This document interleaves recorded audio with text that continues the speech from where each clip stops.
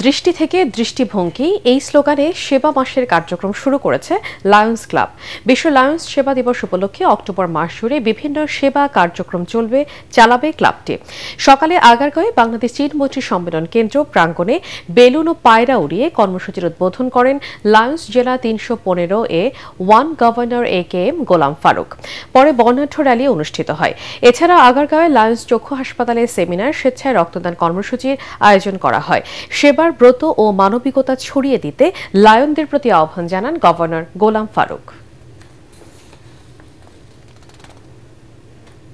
সারা পৃথিবীব্যাপী অক্টোবর সেবা সপ্তাহ শুরু হয়। মূল তিনটা জিনিস আমরা এবার ফোকাস করছি: mental health and wellbeing, hunger, environment. 14 লক্ষ লায়ন আছে সারা পৃথিবীতে। এখন আমরা এটা 15 লক্ষতে উন্নীত করব।